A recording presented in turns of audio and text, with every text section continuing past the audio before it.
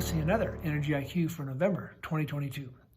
Glad you're here and think you'll find today's conversation most intriguing and interesting. Project Canary, a Denver-based company, is an environmental, data, and assess-driven company monitoring and disseminating of oil and gas emissions, working from upstream to burner tip. Liz is Director of Technical Sales at Canary. Reed, Gas Marketing Director at Utah-based Summit Energy, will first give us a November 2022 market update and then join in on our conversation.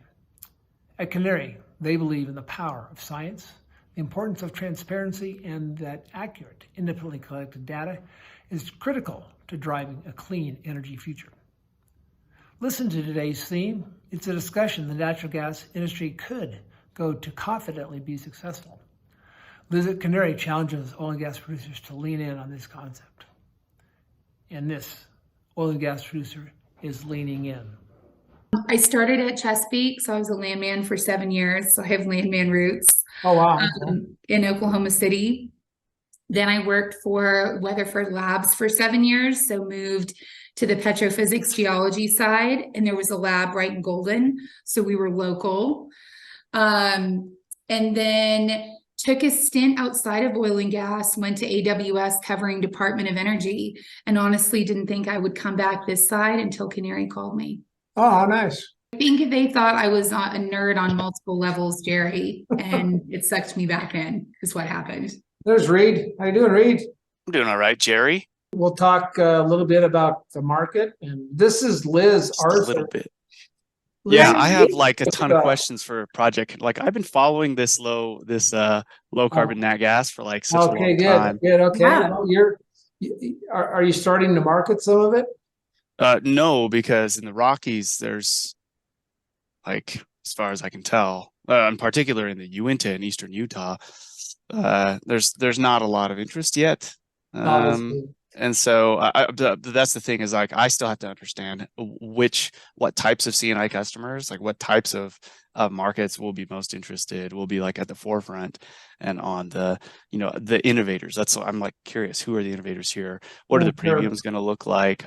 Following the MPI stuff or the MPC stuff in Platts, and trying to decide like, well, what kind of premiums are being offered out there for these different types of qualifications, qualified gas. All sorts of acronyms for how to call it, for sure. Oh my gosh, yeah, it's like this ridiculous proliferation, and then the changes too between. I remembered responsibly produced gas, right, RPG, and then it changed. Now there's like methane performance certificates and like this whole I did the RNG thing for a while, for a good year, and like that was starting to get clear. It felt like people are starting to understand it, and then now all of a sudden we're looking for sort of low emission, low carbon nat gas, and figuring out how to classify, how things are quantified, who's out there actually putting the fat stamp on everything, so that it's just not like another giant grass-fed organic nightmare. Right.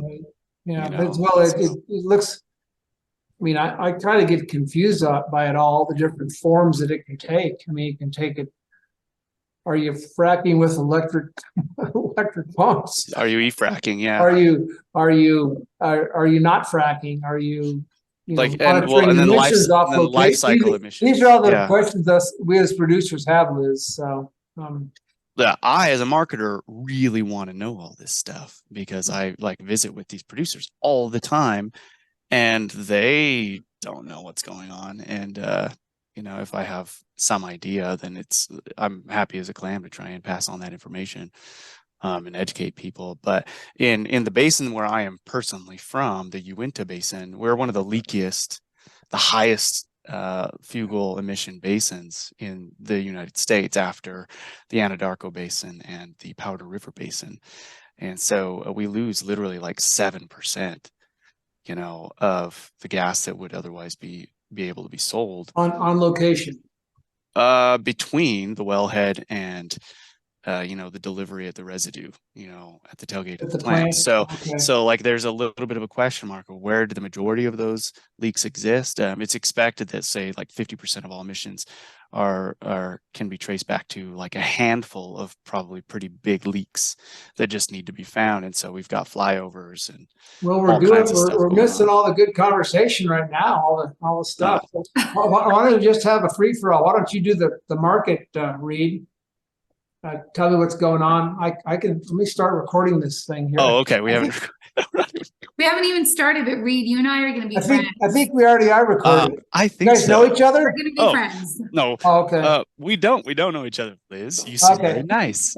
I am. And you said that people accused you of being an absolute and total nerd, which I own it, Reed. which I is a own it. wonderful thing to be accused I of. always joke, I'm like, listen, someone has to talk about quantifying methane. Might as well have a good time while you do it.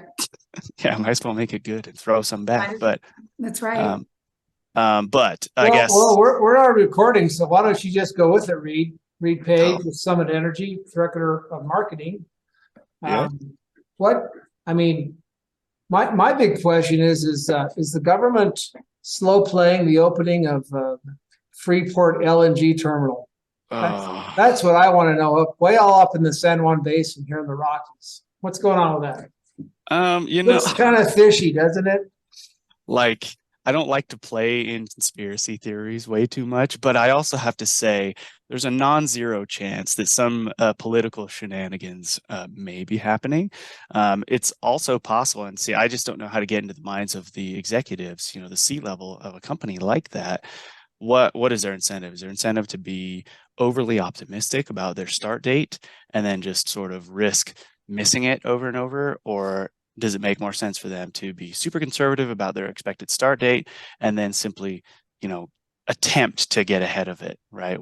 Where do they make the most money? My hunch is that they make more money by actually being in business. I mean, that's my hope, I suppose. That's my hope, is that they want to be in business and they're trying their very hardest.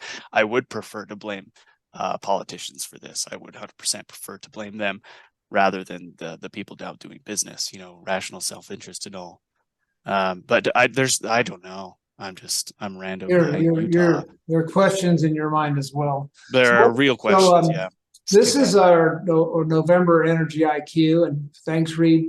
Give us an update. I just wanted to introduce Liz Arthur while we're doing introductions here. Liz is with Project Canary, and we look forward to hearing what Project Canary does across the United States in the natural gas business and monitoring emissions. And I know a little bit about what you do. So I think in my pre-questions, we're really coming from a producer perspective, and I'm probably so small with some of our marginal wells we couldn't afford you guys. So we'll work on those on location. But Reed, what's going on in the market? Winter is coming slowly, quickly. Yeah, winter's coming on, and we are all, we saw January. So looking forward, we saw January at one point, January NYMEX at Henry Hub trading at like $11, right? $11, $12 looking forward. That was back in, I think, June. Well, now it's trading at like $8, right? So we've seen it all over the map. We saw it come all the way down to, I think, 7, sub 7, and then it's back up to 8 again. So it's like, the question is, has the Ukraine invasion, has it sort of played out to the degree, has it pushed U.S. gas prices to the height that they could reasonably go?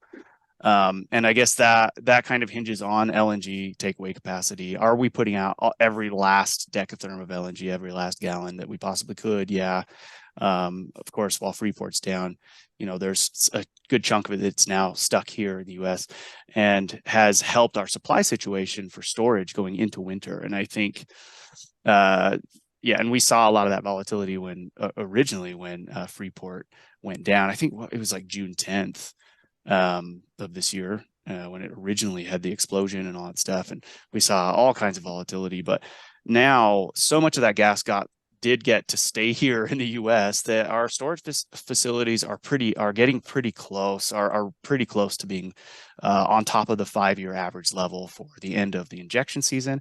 The only place that I see it pretty low is on the Pacific side. So if you go to the EIA natural gas storage website, and you see the table there, you'll see that the Pacific, so, you know, SoCal all the way up to Washington, is like 14% below their 5-year average storage level for this time of year. And so that's like a little bit concerning.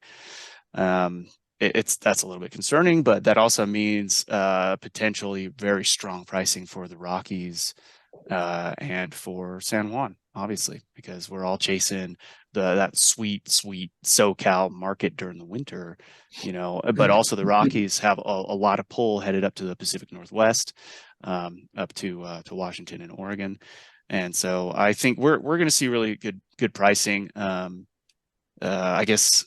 Oh, sorry. When I was talking about prices, the $8 is for Rockies, so.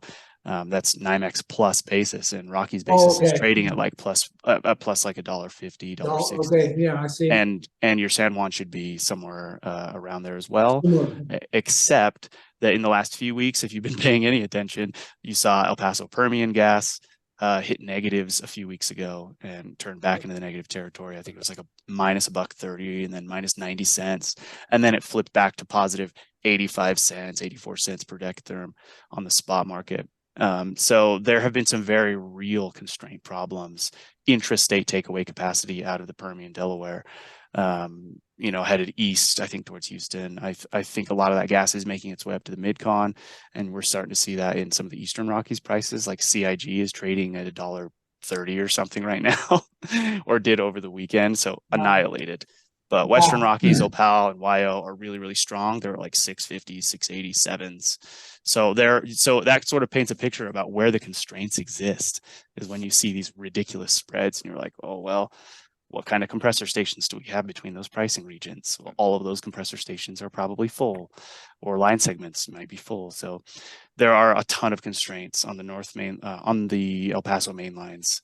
We are dealing with them with our customers in the San Juan, some of our markets that we supply. It's just a nightmare trying to navigate some of the constraints, but hopefully when the different maintenance events finally, you know, finish up, the El Paso that EPNG is doing, Kinder Morgan, that things really start to iron out and smooth out going into the end of November. That's my hope. Otherwise, my winter is going to be really, really, I'm going to sleep a lot, I guess. Yeah, so. Yeah, it's good. What's the is El Paso still have the southern constraint down there at, yeah, the L2000, you know, I went Tucson. looking for that, and it looks like they had resolved it, but I couldn't find the notice that stated that it had been resolved. But when I looked for that line segment, it looks like it's back to full capacity, 610,000 decatherms a day. So like that's fixed, but you know, it's the game of whack-a-mole. That one got fixed, but like 9 other things are having problems now. I see. We had a little bit of, it felt like an early onset to winter just a few weeks ago. There was kind of a cold snap. And so we saw prices kind of spike. Then we saw these weird constraints in the Permian and eastern segments of El Paso, and now we've got just crazy spreads and constraint problems. Hopefully that doesn't flow way too much on over to the producers, but anybody that's got a whole bunch of gas on daily provisions is probably not liking it right now in certain regions. Well, we have our other guest, the kind of the main theme here is Liz Arnold. Tell us a little, or excuse me, Liz Arthur. It's close enough. Close enough, Jerry. Liz, tell us a little bit about yourself and what it's like working for a kind of, I would tell you guys a facilities ESG company that has some facilities. We're an environmental data and SaaS company. A lot of times I say energy tech, you know, you could say climate tech as well, but we don't fit in just one box, and that's part of the beauty of it. But, you know, you mentioned earlier when you started, you know, you come from the producer side, and, you know, I was telling him, Reed, that I do as well. You know, I started at Chesapeake my first 7 years, and then moved to the petrophysics geology side, working for a laboratory, which is where I really, you know, started, my inner nerd really started coming out. And then worked at AWS covering Department of Energy. And I think that perspective of spending my whole career in energy, but then moving to the tech side and seeing where all our federal dollars were going to between these 17 national laboratories and where we were leaning in was a different perspective that I hadn't received straight from industry, straight from oil and gas. And I think the unfortunate part is sometimes energy becomes very, very polarizing. It's either you believe in fossil fuels and what we're doing and all the benefits of natural gas, or you believe in energy transition, meaning, you know, we should have none of that. And it should be this polar opposite side. And even growing up in Texas, working in Oklahoma and moving up to Denver 8 years ago, it's a cultural shift. And so really coming into my own and thinking about all these things, there's so much space and so much gray in between where I feel like it actually needs to be less polarizing with a lot of the things and constraints that not only the US, but the rest of the world is dealing with. So how do we bridge? I have so much pride coming from industry, but as we learn to do better, we should. What does that mean? And so I feel like Canary, you know, Project Canary is one of those companies that truly acts as a bridge where we're helping upstream, now midstream operators with what is this changing landscape. We talk a lot about the measurement economy. So, Jerry, when I drilled wells back in the day, back in Aubrey's day, we weren't talking about our ESG strategy. I was not talking about methane intensity. That was not part of the culture or what was a priority. But now when we talk about in that space of measurement economy, what once was estimated and always has been for many years for the EPA, we can now measure. And a lot of that has to do with just being data driven. How can we manage or do better without knowing what's really there? And that's a very big leap for operators, because when you actually measure and quantify those emissions, you know, maybe some of those big fugitive emissions, but those small and medium ones that at first glance, so many people still say, you know, they're low hanging fruit, or it's only a certain percentage. You know, when you actually look at total site emissions, understanding that and mitigating that is where we're moving to. And so we see that in policy. We see that on the private equity side, just access to capital itself is probably one of the biggest drivers that someone starts working with a Project Canary or others in the space saying, this is a risk assessment. What are we doing? How can we understand better? And making a priority of operational excellence as well as environmental stewardship. But it's a big cultural leap. And so when you were talking, Reed, about what basin you're in or where you are, it's very cultural on the spectrum of where everyone is. And I respect all of those opinions. I just have data points on, if you do make that commitment in this space, what that looks like downstream, because no matter what, at the end of the day right now, this is about differentiating a commodity in a voluntary market. Some would say we're moving towards more of a compliance market. But right now, this is about differentiating a commodity, and that value is put on by the downstream side to say, I will also agree to pay a premium, or I am choosing this gas over this gas, and these are the reasons why. And without a federal standard right now, or someone saying you have to do this, that's the crazy part, but also the fun part on this side of the business. There are no rules. There are some rules, actually, but Wild West stuff, man. It's still a little pew-pew. It's still a little crazy. Well,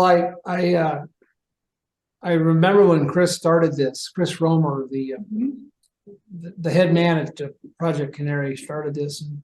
And, I always kind of had my suspicions that he was helping the rules and the state and various organizations write the rules. And now he could just jump in and take those things over. And I know that's not true, but Right. it's hard for me to sometimes level that with what some of the environmentalists and some of the, I mean, I'm an environmentalist, but I think there's just some really hardcore environmentalists that want to shut us down at all costs. And, Right. So I think that's, I mean, it sounds like your company's evolved from when Chris started it, what, 5 or 6 years ago? It has, and it hasn't even been that long, but in those couple years, even on the policy side, and Chris is a politician, so that comes out. There's a focus on government at the federal and state level, because if we meaning especially coming from industry, if we don't help educate not only government, but commissions at utilities, why are there now RFPs going out that say, we are just looking for RSG, responsibly sourced gas. We're now looking for registry preferred gas, where we want an operator to take accountability of those attributes, whether they're physical or digital, and we want them to be retired. Like, that's a shift that's only happened the past couple years. And so I feel like that education piece, if there are not those companies that serve as bridges, educating what is going on, what is happening, what this science means, then someone is going to make up rules for you that doesn't come from that background. And, in our case, Chris has evolved the company and has hired a lot of people from industry from a reason, because there is that technical understanding. There is that empathy for, it's not easy to go out and drill a well. You don't just get a permit out of the sky. So how do we help evolve in that space? And so, yeah, like I said, lots of opinions, but this increasingly becomes a priority to operators.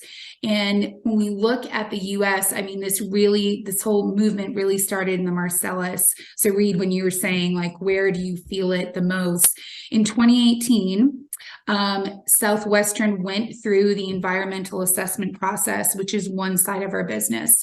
We have an environmental assessment, and then we have hardware for continuous monitoring, and they're separate, but often they pair well.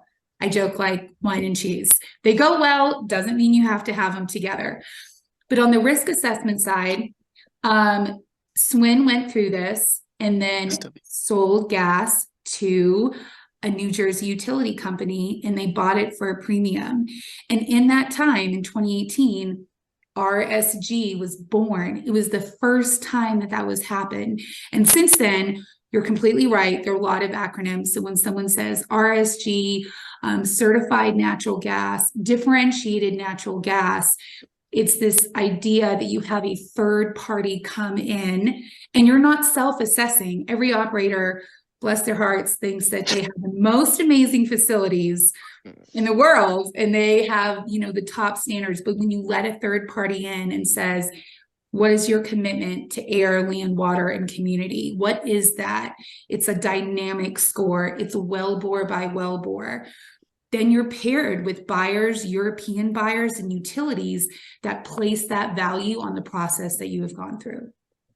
Would you say that the Ukraine war and the appetite for LNG cargoes just for BTUs, is that slowing it down as you look across the ocean? Because I remember 1 or 2 years ago, France rejected some gas that wasn't, up to their ESG or their certifiable standards. I don't see that happening anymore. No, but I don't know if you're talking about, NG, but European buyers, I stay really close with NG, Uniper.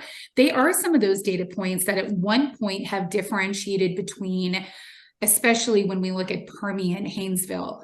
You have not done this. I'm going to look at you as dirtier gas versus someone that has let someone come in and given verifiable attributes for what this means. Those choices are made. So I think in general, Europe has a higher standard for natural gas. The impact of the war, there's obviously a need for more energy. And the question is, will those standards stay as high as they are? And we're still seeing that evolve, but we do see more and more large LNG companies that have reached out, and utilities, where our first conversation is, hey Liz, we keep hearing about this, what is RSG? What does someone do to, get that certification? What is that process? And then who's doing it in X, Y, and Z basin because we're interested? How does that apply? And I cover Canada as well. Canada regulations in BC and Alberta, next level. And so we just started working, we're public with Tourmaline. Their facilities are in the top 3% of ones we've reviewed, but Canada has had high standards for quite a while. And now we're seeing with, the future plans for LNG Canada, again, how does this all fit in this space? And will everything be certified at some point? And many think that at some point, if you don't have it, your gas will be sold at a discount. So all of these, again, and I don't know what you think, Reed, on that side, but it's evolving. And if someone told you they had a crystal ball and knew exactly what was going to happen, I would tell them that, BS, you can't bullshit a bullshitter. There's still a lot we don't know in this space, but we pay very close attention to policy, to Europe, and what downstream is saying. Yeah, I'm curious about when you mentioned earlier that it's strictly it's a voluntary market, and voluntary markets are interesting until they become a compliance market. Right. And so it's like, it makes a lot of sense to assume that at some point in the future, it will become a compliance market, and therefore get your structures in place, particularly for you guys to be in pole position, to be the one standing there with the stamp, with the superior processes and all the good stuff, right? To be there to verify all this stuff. So, but I'm curious, when, there is a methane rule out there currently, and I think it's going to apply at the moment to facilities that have over 25,000 CO2 equivalent tons of CO2 equivalent per year. I'm not sure if it goes below that. There's still a lot of question marks about whether or not facilities are going to have to now quantify their methane, their lost methane, because historically they've only been looking at actual CO2, like flue gas type emissions. And so once you lump in the methane, the fuel methane emissions, assuming that you can get really good measurement on those emissions, then now all of a sudden you have this proliferation of facilities that before did not qualify for that threshold, but now all of a sudden they do. And there's a heck of a lot of work that needs to be done so they can avoid those massive, penalties per.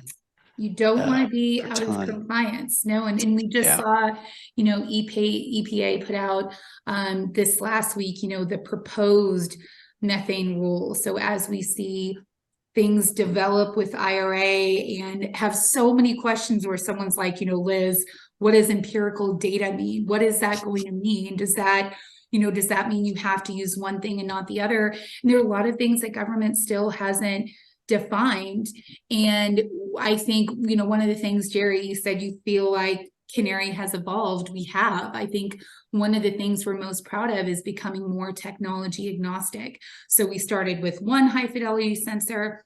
Now we have a suite of sensors, depending on maybe this is a high producing well or a very low flow well.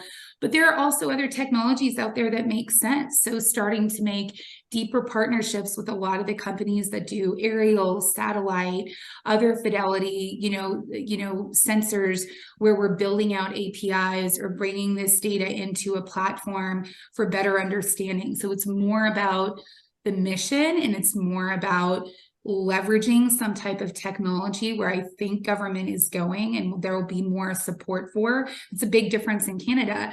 Alberta has extremely strict rules under AMEP, under the Alberta Methane Emissions Program, but there's also very great sources of funding, government funding. If you want sensors on your facility, there's a path to do that. So this is still a very new concept for many utilities. The same way we have, NYPA, Con Ed, Washington Gas, Excel that are really leading the way. And there are a lot of smaller utilities in the Midwest that are still like, I don't, what is this? Or is this a fad like cauliflowers and everything? Is this going to go away? So I think everyone, again, is on a spectrum, but we keep noticing what's not only happening in our backyard or in the Rockies, but other countries and what downstream is saying, so we can help be that bridge. So you've got a partnership, Angie a little bit, and you have a partnership on the demand side, working with the Barnett Shale producer BKV. Is that right? Helping Yes. them to get their gas certified to send to Angie or Angers. I think it's Yes. Angers. Angie. No, the release that came out, that project, was a big part of with the team and with Chris Romer. And I feel like this is time for a company to step outside of the comfort zone and really, as a next gen operator, say, in a space where so many companies are divesting older assets, where if you would take hold of them, it would be seen as weighing down your scope 1 and scope 2 emissions. They're not something everyone wants to hold on to. We see a lot of divestitures happening right now. That company is such an example of acquiring assets that are a little bit of a fixer-upper that needs some love, and they committed assessments on everything, assessments on midstream, some type of monitoring on everything, and also kicking off a carbon sequestration program for Q3 of next year, so that within that space, purchasing that gas, you don't have to go outside of them in that voluntary carbon market. And so this idea of a closed loop, a bulletproof system, and that full commitment is something we hadn't seen before. And I think is a testament of being a leader in this space. And then a company like Engie, work very closely with the Houston, but also Paris is behind them on the cutting edge of what would we want to invest in, and who are we standing behind, and what is that differentiator? So I think together, this partnership for making a new space in the market where it's not just RSG, but this tie-in with carbon sequestration is more than we've seen in the past with such a full commitment. We're very interested to see how the market reacts, and again, what is that great value to place upon this product that has a different process than other things out there, what that will look like. But very proud to work alongside both of them, and I think we're going to see a lot more from them in the future. Well, when you look at the corridor, I'm thinking academically here. I'm thinking of the Barnett Shale and a producer there, and like you said, there's probably some assets that might be fixer-uppers that this company has. It's BKV, right? That's the producer. Then I think of pipelines getting the gas to a terminal on the Gulf Coast. So I think of how clean is that going to get there, and then the downloading into a cargo. How is that done? So if you're looking at that, you're looking at really, really complex movement of energy from a wellhead in Texas to Monsieur Bardot's burner tip in Paris for his cooking his water and his food. No, and I think it's a fair question with anyone that, says this is RSG, whether it comes from Permian, from California, from Haynesville. It's that idea of, and if you don't own your infrastructure, with many companies in the US don't, we see it more in Canada, everyone owns their pipeline. But here, when you don't, it's that idea of, okay, now it's going to a pipeline and now it's commingled, and what does that look like? But that's why we see the emergence of so many marketplaces and registries, which again, no one was talking about 5 or 10 years ago. But when you have those attributes, and you can also have a low methane verified attribute or fresh water attribute. So just like in other parts of energy where we've seen these traded separately, instead of physically for one, we're seeing more and more companies come out and use expansive or earn. There's context labs. NG has TIO, which is in the works. We see this collection of companies that are saying, how do you take ownership of what you did and place them publicly so that someone, maybe you do it one for one, maybe you trade those attributes separately, but that's taking ownership where, Jerry, like you said, you can't help at some point if this is commingled with something else, but you have a record of, your commitment and what those attributes were, and they're retired. So you're not double dipping as well. So by the time they get to Paris or wherever else, whether it's Europe or not, there's that trail there. So that's also been very, very interesting. There's just a release this week, with Pure West and Earn, which is the new one. And in Pure West is fantastic Rockies operator, which again has a deep commitment on what they're doing. And we see them partnered with the registry. And I think we're going to see great things out of that leadership team. With that commitment and how that's received in the downstream, but more pairings between these companies and registries to take accountability for what that work is. Are you getting down to a level of, there's going to be a hearing in the next couple of weeks, and I don't know if it's an EPA or Department of Interior on leases and tracing back the greenhouse gas from a lease sale. You get to the ground. Are you getting involved in that space as well? I know we've had conversations with DOI, and again, everything comes down to education. If we don't help educate humans that don't come from industry, there are going to be laws made and assumptions made that don't always make sense on the upstream. And some of even the initial wells, another area that we've been talking to some great companies is, abandoned wells, like orphan wells. Government is going to start looking at those differently with how you take accountability of, are there truly no emissions and what does that look like?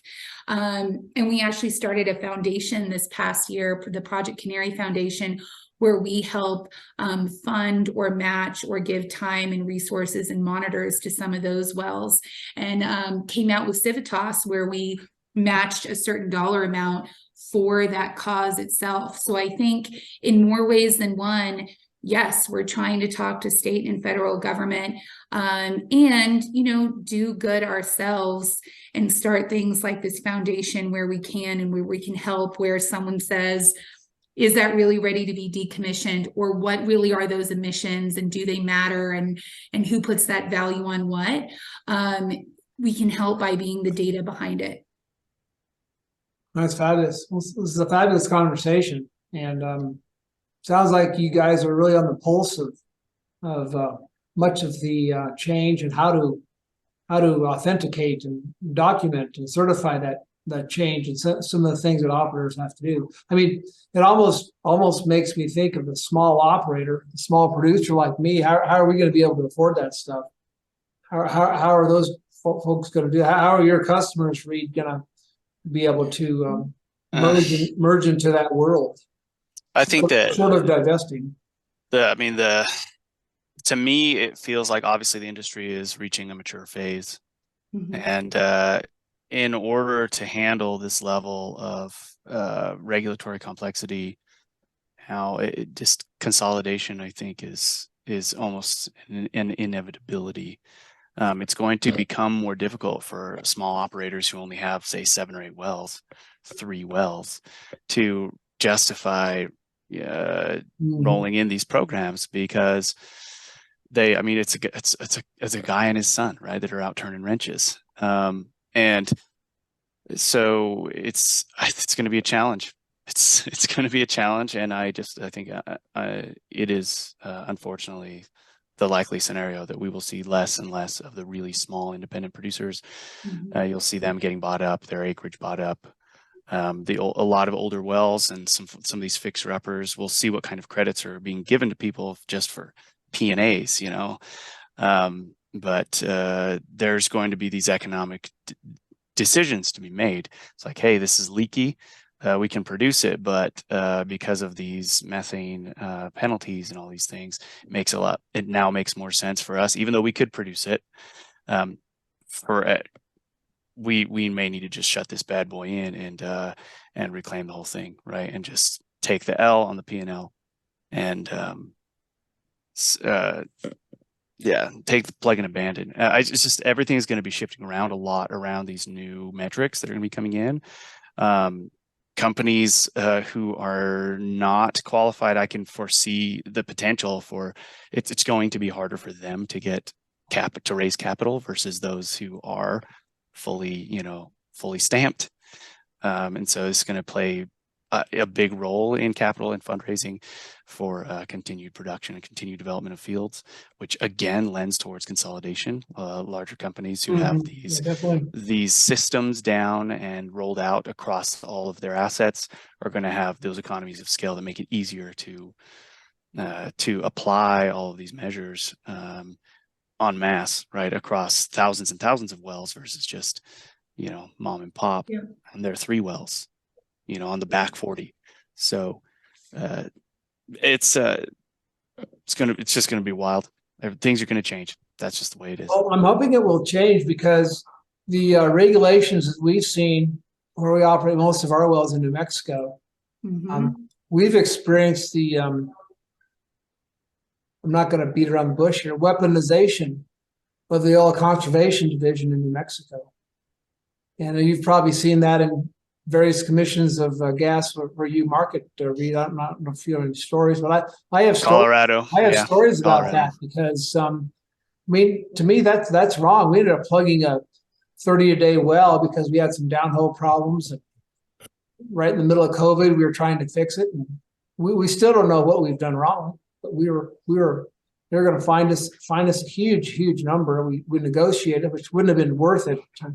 We probably would end up paying the fine anyways to try to go to court because all the folks in the OCD, the Conservation Division, they're all political guys. They make their decision based on what the politics says. And those guys are looking for headlines. They're looking for headlines and stuff like that. Look what we're doing to these folks. So these producers that are bad. So I mean, I think we do need to get our hands around that. That's why, I guess I see your closeness to the government via Chris and all as a good thing, but at the same time we've seen these kinds of things where they go after producers. Yeah. It's heartbreaking for me to think about small companies not wanting to lean in or feeling like this is a path where you can't produce anymore, can't receive a permit. I got a call from a really small company a couple weeks ago in Santa Barbara County passed new setback and methane emission laws. And he was like, we're so small. I barely know what you do, but I need help so we can continue drilling. Those are just as important to me to the large operators that I work with. And I don't want to ever minimize cost because it's cost, and I've been on both sides of the business. But how many times in life has something happened, some life event has happened that says you're going to shift your priorities and you're going to shift where you put finances, whether that's small or big. I mean, I definitely have had times in my life where I've had to say, I don't want to put my money here, maybe historically, but I need to for a while. And we really try to work with people to make this as tailored of a fit as possible, being more technology agnostic with something. And again, the freedom is that you get to differentiate in a way where not a lot of people, I will tell you right in New Mexico, are doing anything. And we have paid attention to the regulatory changes in New Mexico. So if you can choose to get in front of it, I don't see that hurting anyone, but there are no promises to be made. Just like when we boil down costs, it comes down to a couple cents in MCF. So if you can recoup that on the buy side, then it makes it all worth it. But I can't promise someone and say, Jerry, if we did something together, these costs are going to become, they're basically going to melt away because it'll pay for itself. It doesn't always work that way either. So it's hard to start something that's, that's unknown, where you don't know, and regulatory, the regulation side is changing, and there's no promises on that side. But again, we have this list of data and this list of deals or operators that are differentiating themselves where it is working out. And I think in the long run, that is how, producers are evolving and getting ahead in a space that doesn't always love change. And I mean, even just like getting older, I see myself as a flexible human. The older I get, I'm like, I'm actually not that flexible. I like what I like. There are a lot of things I like what I like. It's no different sometimes in business. It's hard to lean into, but I feel very passionately. That's why we're here too, not to tell someone that they have to do it one way or the other, but I want to be that bridge that will help a producer fight to the death to find a way in a really changing market. Like that is where I come from, on this side. Well, operating a number of marginal wells and some pretty good ones too. I come from the thought that wells are like children; they don't all behave the same, and so sometimes you have a badly behaving well. Yeah, that requires some some time out or something. So Jerry, would this make me Mary Poppins? I feel like this would make me Mary Poppins. Yeah. Like I'll come in, we'll sing a song. Floats down on an umbrella into your field. And I will get my umbrella out and fly Yeah. into New Mexico. Sometimes you got to ask for help. I mean, and read on your side, like the perspective that you have on what's changing in the pulse of the market. That's why I've I don't know if you attend any of the LDC forums, but that's been like going to school for me this past year, and being between the gas marketing side, of upstream and downstream and what they're looking for. And why I joke about being a matchmaker, it's because everyone has a different agenda going into this on all different sides.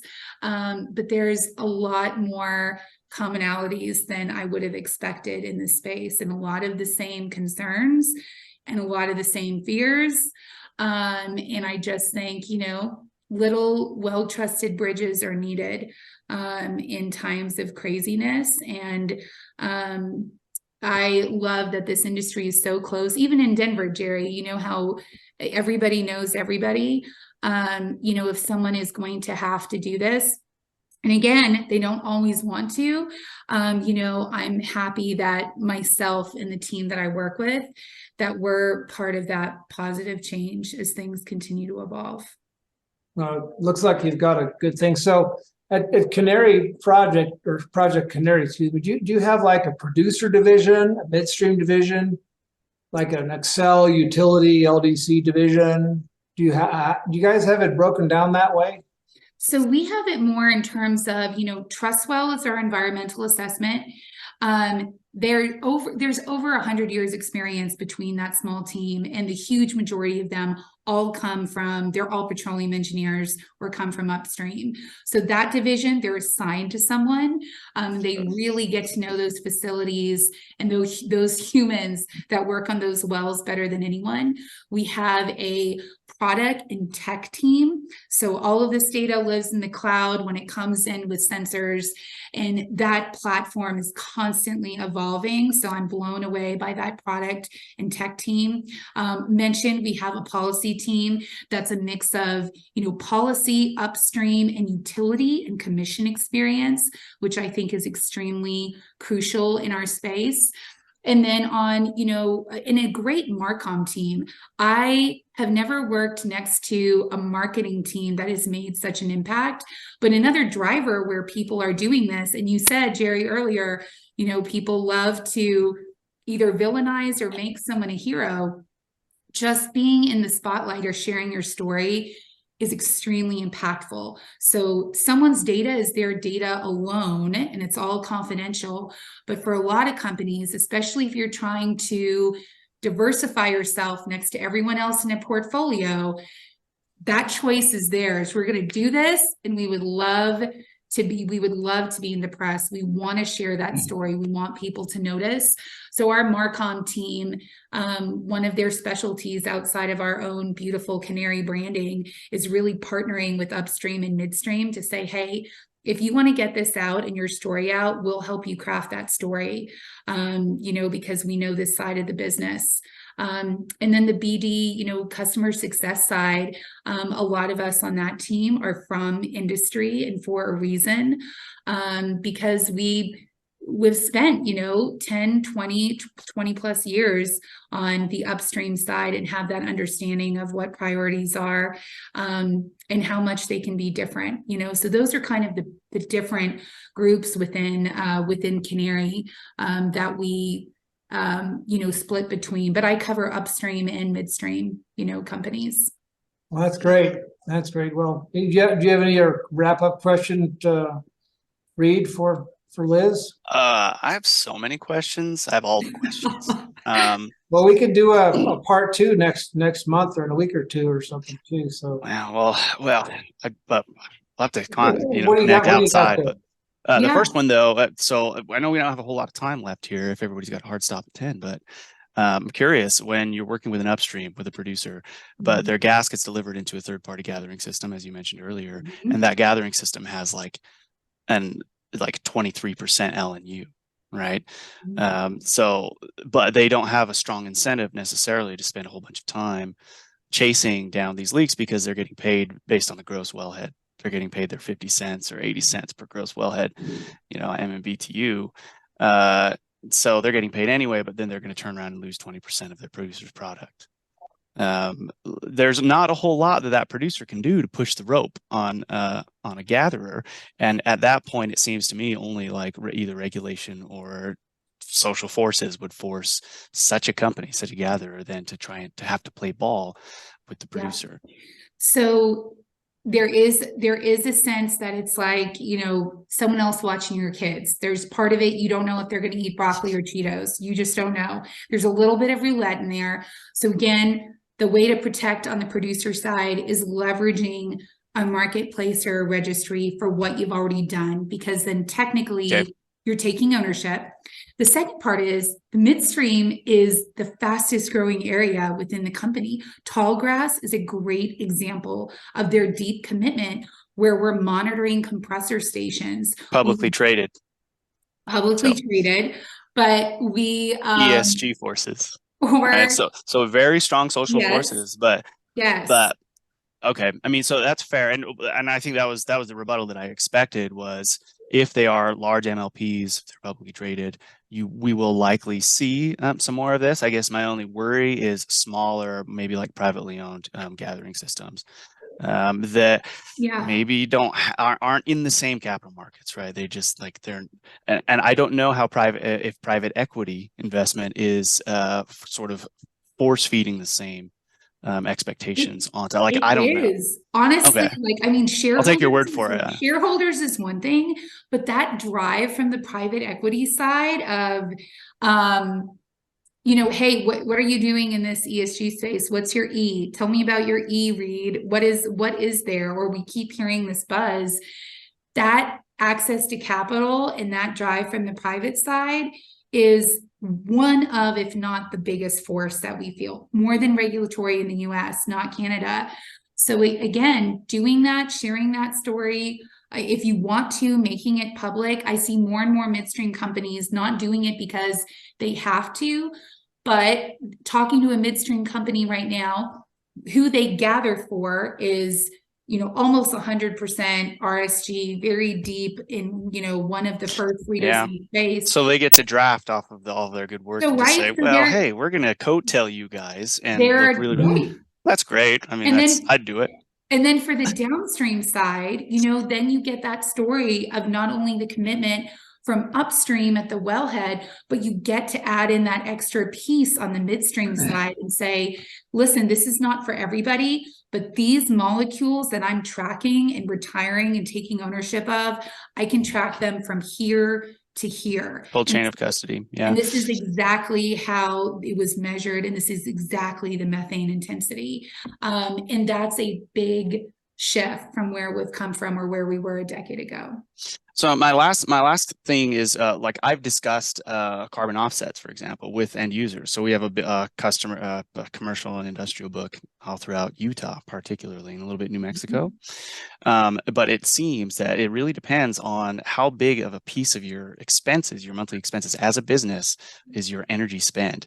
And so if you're an asphalt company, right, and you're just grinding it out, it's like, well, I really don't want to pay an extra 3 cents, to be honest, because it's not like my customers are all that sensitive to whether or not I have, responsibly produced gas to make this asphalt for all these freeways and stuff. Whereas if you're say a high-end grocery store, right, with really good lighting and clean floors and a really nice cheese, display or whatever, the whole thing, and gas spend is really small. But then it makes sense for you to pay up the extra 3 or 4 or 5 cents, because now you get to blast it all over your tab in your website that says, well, look at all the things that we're doing to be socially responsible and environmentally responsible. So what I mean is like the cast of characters of demand on the end user side, I think is kind of easy to point out right now. And but when we're in an $8, $10 gas market, those who are bigger buyers are extremely price sensitive. But I'm also curious about how LDCs are rolling in. Like maybe is SWG, Southwest Gas, going to want to try to roll this in with their putting a little bit of RNG in their mix, or people trying to put hydrogen in their mix, but those types of decisions have to be approved by the state, right? By the Public Service Commission, Public Utility Commission, by the Division of Public Utilities and the Office of Consumer Services is here in Utah, for example. Like, do we really want to push this onto our ratepayers, right? So I do not have answers to all these things, but these are all just concerns and just questions, all things that there's just constantly evolving. This is just like a murmuration of starlings here that we can't even get our arms around. But I can see that you're trying to get your arms around it. Yeah. And boy, we certainly should. We scratched the surface here. We've looked at a lot of things. My goodness, lots of different ways that we can go here with this. Producers, midstream, marketers, you guys as facilitators too. Yeah. Well, I want to be in the mix and I want to understand all of it, because I think I could be, the marketers could play a real good role in educating, right? All the way up to the upstream, to even the smaller producers, and figuring out a way to keep them in business, to keep those wells, even if you're making 50 MCF a day, like maybe there's a way. Let's just understand it and roll it out. Well, and you want folks to lean in, so I'm leaning in here, Liz. Lean in, guys. Lean in. It'll be uncomfortable, but love it. I appreciate you both so much. I can tell you, I think we're still humbly in this space and learning constantly. And, Reed would love more conversations, or to introduce you to some of the, utility side that I work with as well, as on that perspective. And Jerry, my hope is that I'm your Mary Poppins someday. And until then, we continue to discuss some of these things, because it's not going away. We just have to be as educated as possible, and everyone has to make, and I respect making the best decision for them. But there are a lot of people on the side, which again, it's not black and white. There are a million shades of gray in energy, and it's often an uncomfortable space.